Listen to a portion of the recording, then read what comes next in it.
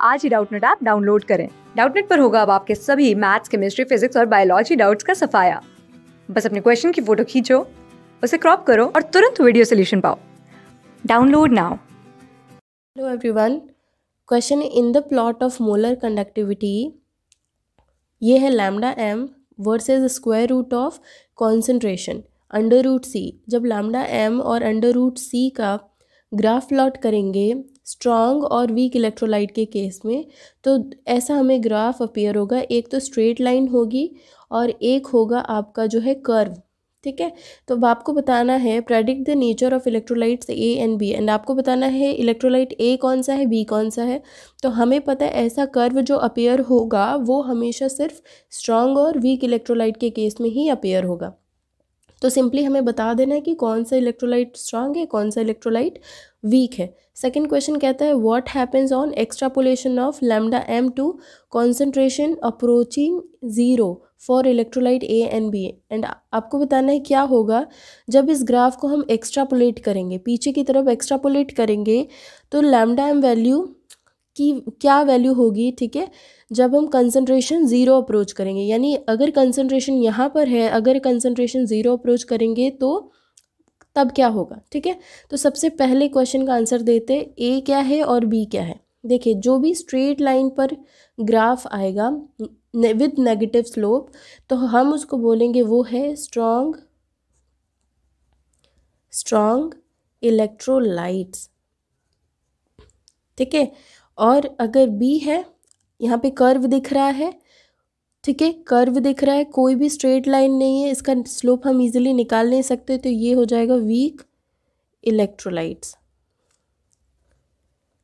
ठीक है, अब अगर एग्जाम्पल पूछा जाए तो स्ट्रॉन्ग इलेक्ट्रोलाइट्स के एग्जाम्पल है क्या, HCl, KCl, और वीक इलेक्ट्रोलाइट्स के एग्जाम्पल है CH3, COOH। ठीक है, सेकेंड क्वेश्चन कहता है व्हाट हैपेंस ऑन एक्स्ट्रापोलेटिंग। तो देखिए, जब इस ग्राफ को हम एक्स्ट्रापोलेट करते हैं, फॉर एग्जांपल हमारे पास ये है, ये स्ट्रॉन्ग इलेक्ट्रोलाइट HCl का है, ये कंसंट्रेशन है एंड ये मोलर कंडक्टिविटी है। जब हम इसको एक्स्ट्रापोलेट करेंगे तो ये किसी कंसंट्रेशन जब ज़ीरो होगा तो यहाँ पर जो वैल्यू आएगी, अभी तो ये वैल्यू क्या है, लैम्डा m है, लेकिन जब ये कॉन्सेंट्रेशन ज़ीरो आ जाएगा, यानी कॉन्सेंट्रेशन टेल्स टू ज़ीरो, तब इस वैल्यू को हम बोलेंगे लिमिटिंग मोलर कंडक्टिविटी या फिर molar conductivity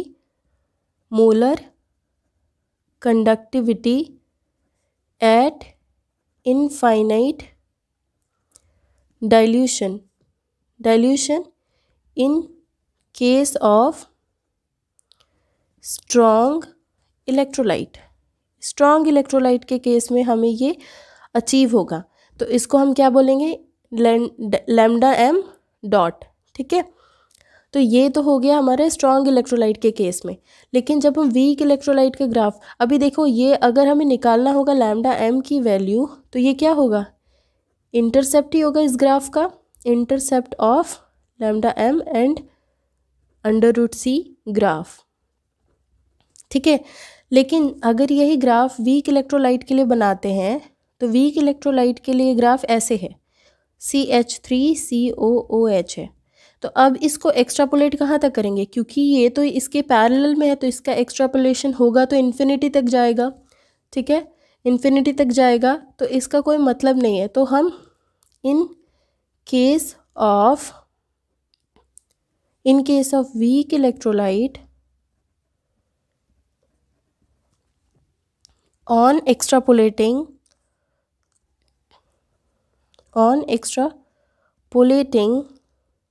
lambda m naught cannot be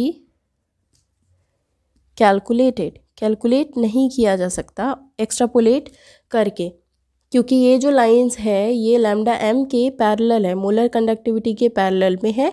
तो कंसंट्रेशन कितना भी ज़ीरो कर देंगे हम, लेकिन वो कभी भी इसका इंटरसेप्ट कुछ निकल के नहीं आएगा। Thank you so much. Class 6 से 12 से लेके नीट, IIT, JEE मेंस और एडवांस के लेवल तक 10 मिलियन से ज़्यादा स्टूडेंट्स का भरोसा। आज ही डाउनलोड करें डाउटनेट ऐप या व्हाट्सएप कीजिए अपने डाउट्स 8400 400 400 पर।